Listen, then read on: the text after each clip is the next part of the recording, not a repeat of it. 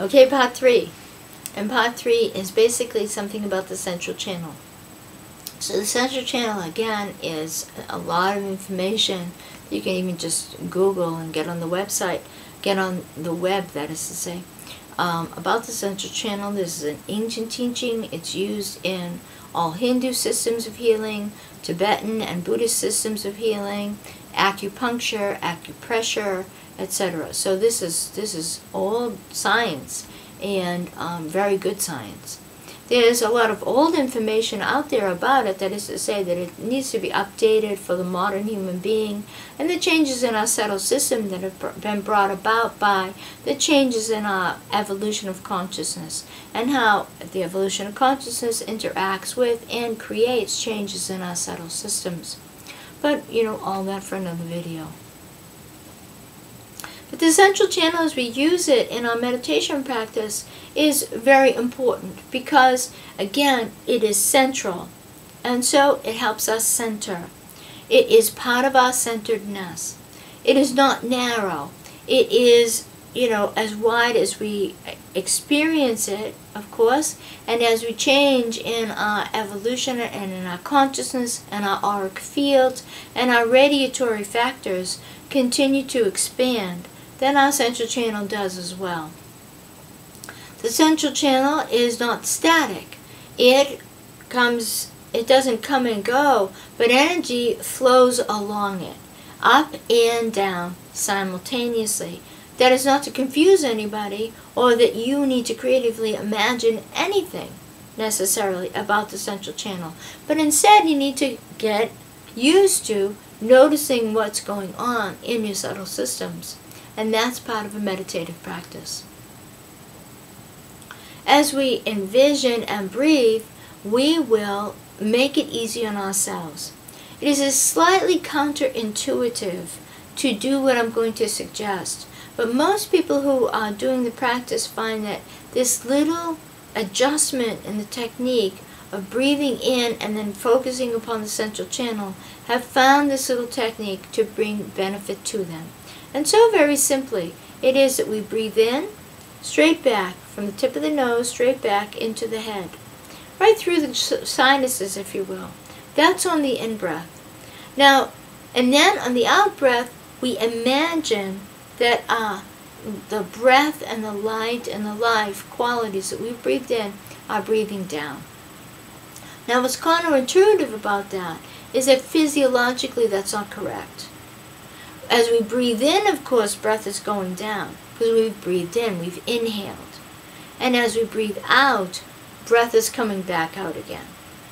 But because the body sinks, if you will, collapses on the exhalation, there's a deflation of the body, of our musculature, our chest cavity, etc.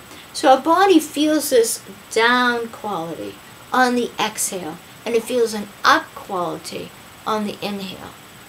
It also can feel, as well as an up quality on the inhale, it can feel from the nose, just our sinuses open and go straight back into the cave of the head, into this inner space of the head. And so if we use what is physiologically and sensorially happening and use it to enhance our meditative practice, that's exactly what will happen. Our meditation practice will be enhanced, and things will become easier and make sense to us. So we do that. We breathe in. We breathe straight back. We breathe in from allness. There's a vortexural feeling of that as we become practiced with our practice. We breathe in, straight back. That's all on the in-breath.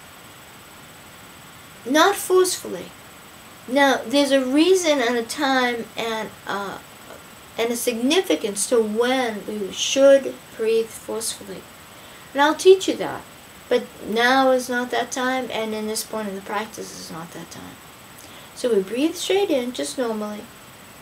And then on the out-breath, we feel the energy of our breath go down the central channel. Now, some people naturally just feel it go down.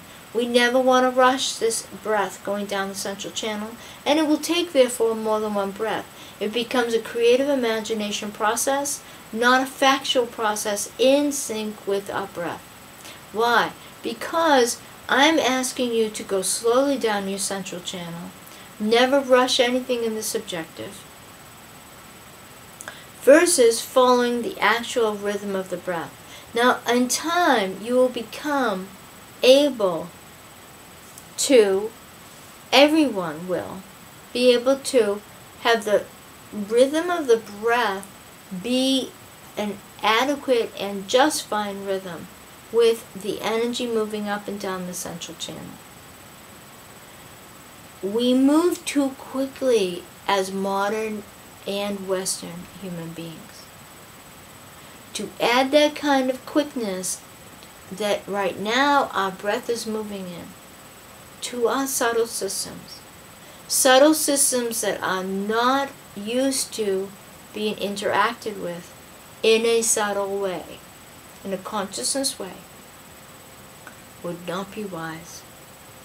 It just would not be wise, or safe, or healthy.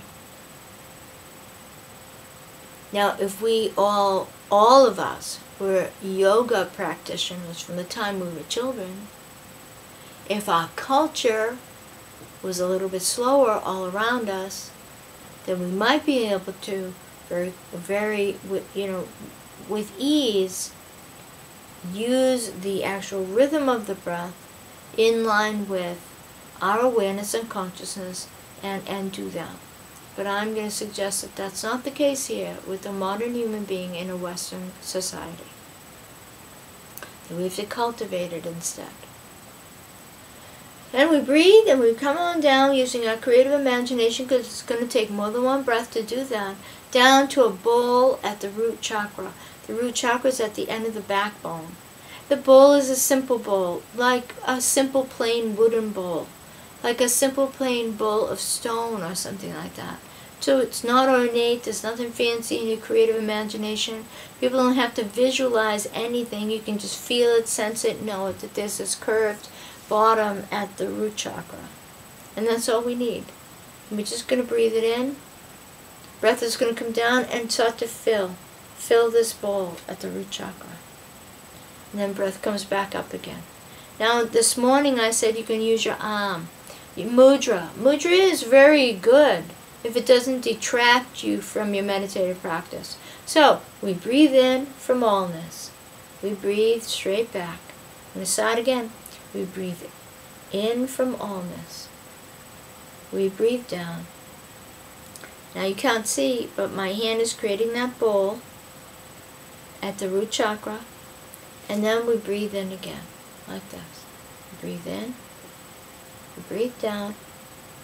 There's the bowl again, just by the way my hand is. And we breathe out. Up, in, down, out. Up, in, down, out. It's very simple. And it's very effective. So we'll add this to our practice, and we'll keep building upon it.